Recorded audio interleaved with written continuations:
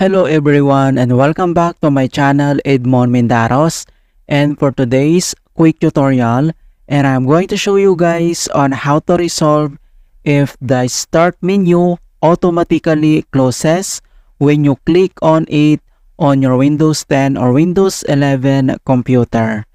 And without further ado, and let's go ahead. So all you have to do is to right click on a taskbar. Okay, so dito sa ating taskbar ay dito lang sa blank space area. So kailangan mo lang mag right click and select mo lang dito yung task manager. So click mo lang yan. So dito sa task manager kapag na-open na siya, and then dito lang sa gitna ay makikita mo dito yung run new task. So i-click mo lang itong create a new task. So click mo lang yan. And then pop up itong kanyang create a new task. Okay, so dito lang sa box ay kailangan mo lang i-type dito yung PowerShell. Ayan, so i-type mo lang siya. And dito lang sa kanyang baba ay makikita mo dito yung create this task with administrative privilege. So i-check mo lang tong box. And then next, i-click mo lang dito yung OK. Alright, so ganito na yung makikita mo, and then close lang natin tong task manager. Okay, so ang next step ay kailangan lang natin i-copy or paste natin itong link. Alright, so ilalagay ko to sa description box. So ang gagawin natin ay kailangan lang natin itong i-copy. So Ctrl+C, and then i-paste natin dito sa Windows PowerShell. So paste lang natin yan. So Ctrl+B.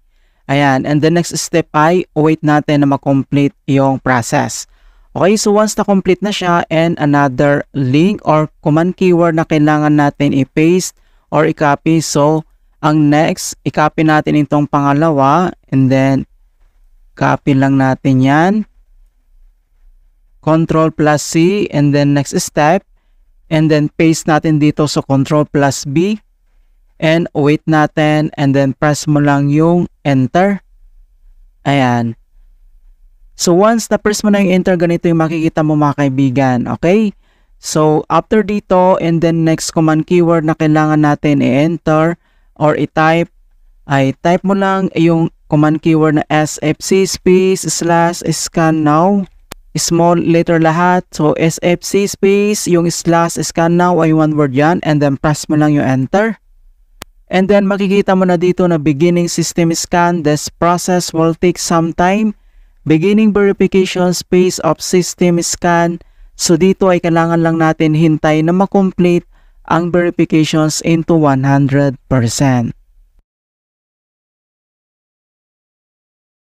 And finally, makikita mo na dito na verifications 100% complete.